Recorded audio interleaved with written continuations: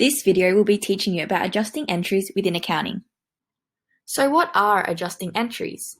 Adjusting entries are entries made in the general journal to record revenues that have been earned but not recorded, and expenses incurred but not recorded. Every adjusting journal entry will affect at least one revenue or one expense account, and at least one asset or liability account. Why do we need adjusting entries? Adjusting entries are required because the exchange of cash does not always agree with the earnings of a revenue or incurrence of an expense. Adjusting journal entries are used to balance debit and credit at the end of an accounting period to ensure that activities of the business are recorded accurately and timely. This ensures that income and expenses will correspond with each other and certifies an accurate financial statement to make informed business decisions. Within accounting, there are two bases for recording revenues and expenses, the cash basis and the accrual basis. The cash basis of accounting records revenue when cash is received and expenses when cash is paid. The accrual basis of accounting records revenue when they are earned and records expenses when they're incurred.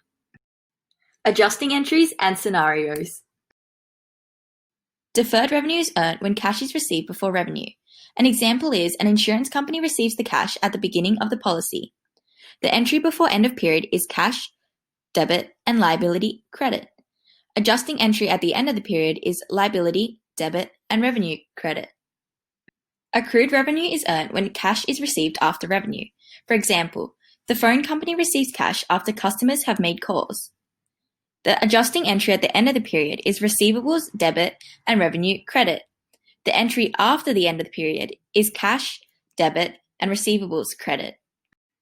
Deferred expenses are incurred when cash is paid before expense. An example is the tenant pays rent to the property owner for the coming month's rent.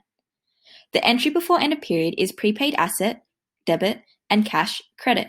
The adjusting entry at the end of the period is expense, debit, and prepaid asset, credit.